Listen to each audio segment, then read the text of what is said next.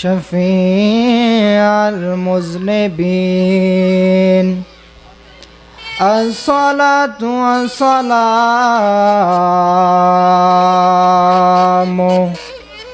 عليك يا رحمة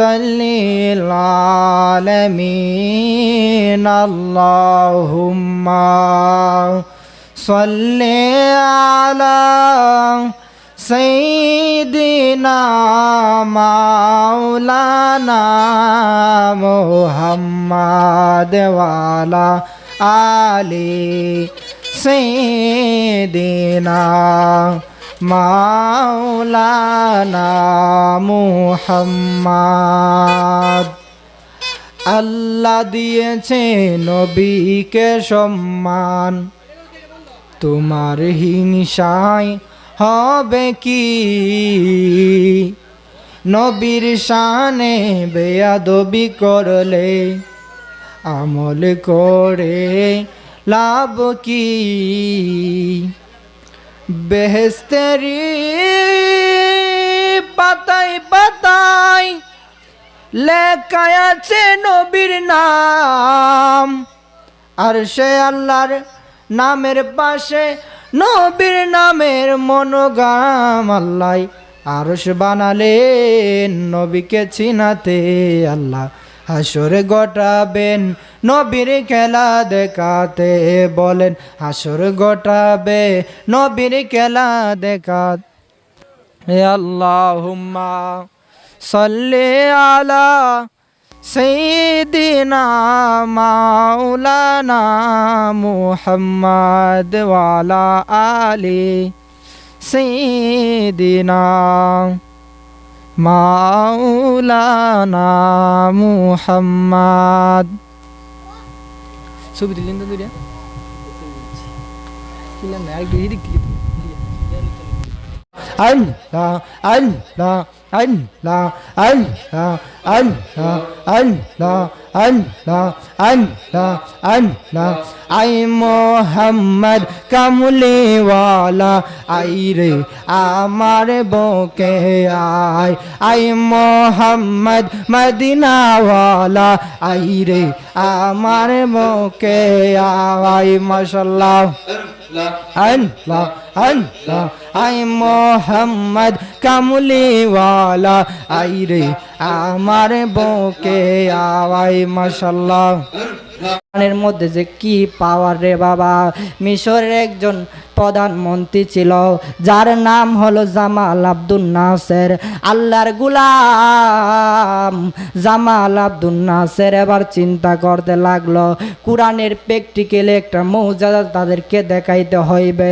কোরআনের একটা পাওয়ার, কোরআনের একটা পাওয়ার তাদেরকে দেখাইতে হইব। এই কথা চিন্তা করে জামাল আব্দুল নাসের তিনি আবার চলে গেলেন রাশিয়ার জমিনে। শেষ করে আল্লাহর গোলাম জামাল আব্দুল নাসের তিনি আবার চলে গেলেন মিশরের জমিনে। তিনি আবার চিন্তা করলেন কোরআনের একটা পাওয়ার তাদেরকে দেখাইতে হইব। এবার তিনি কি করলেন, ওই যে মিশরের একজন কারি সাহেব যার নাম হলো কারি আব্দুল বাসের, এবার কারি আব্দুল বাসেরকে এবার রাশিয়ার জমিনে নিয়ে গেল। কাদরাইলের মুসলমান বিজয়নগরের বাবারা, যেই মাত্র কারি আব্দুল বাসের আল্লাহর বান্দা যখন কোরআন তালাওয়াত করা আরম্ভ করে দিল, এবার বেঈমানদের চোখ দানা পানি বের হতে লাগলো। জামাল আব্দুল নাসের বলে, আপনারা কেন কান্না করেন? এবার আল্লাহর বান্দাগুলি বলে, এই কোরআনের সাউন্ড শুনে, বয়েস শুনে, আওয়াজ শুনে আমাদের কলিজা ঠান্ডা হয়ে গেছে, এই জন্য চোখ দ্বারা পানি বের হয়েছে। একবার আওয়াজ করে বলা যাবে কি আল্লাহু আকবার? এই কোরআন আপনার কেমন বন্ধু হবে? এই কোরআন আপনার আমার কেমন বন্ধু হবে? আপনি আমি যখন দুনিয়া ছেড়ে অন্ধকার কবরে চলে যাব, আপনার আমার যদি এই কোরআনের সাথে ভালো সম্পর্ক থাকে, কোরআনের সাথে যদি ভালো মহাব্বত থাকে, এই আপনি আমি যখন দুনিয়া ছেড়ে কবরে চইলা যামু, এই কোরআন আপনার আমার কবরে যাইব, যাইয়া বলবে বান্দা তুমি দুনিয়াতে থাকা অবস্থায় আমি কোরআনকে মহাব্বত করেছিলে, তুমি দুনিয়াতে থাকা অবস্থায় আমি কোরআনকে ভালোবেসেছিলে, এই জন্য আমি তোমার কবরের ভিতরে চলে আসলাম, আমি তোমার বন্ধু হয়ে কবরের ভিতরে থাকবো। একবার আওয়াজ করে বলেন আল্লাহু আকবার। আরো জোরে জোরে বলেন ইয়া রাসূলুল্লাহ। আমার গাদরাইল হাজী বাড়ির বাবা, ও আমার বাবারা, এই দুনিয়াতে আমরা কেউ থাকবো না, এই জন্য কবরে যাওয়ার আগে এই কোরআনকে ভালোবাসার দরকার আছে না নাই? আমরা যেহেতু দুনিয়া ছেড়ে চলে যাব, আল্লাহর আদেশ মেনে চলার দরকার আছে না নাই? আছে না নাই? আওয়াজ নাই, আসেনি? এই দুনিয়াতে থাকা অবস্থায় আল্লাহর যদি বই না করি তাইলে কি কবরে গেলে শান্তি পামু? নবীর কথা মতো যদি না চলি তাহলে কি কবরে গেলে শান্তি পামু?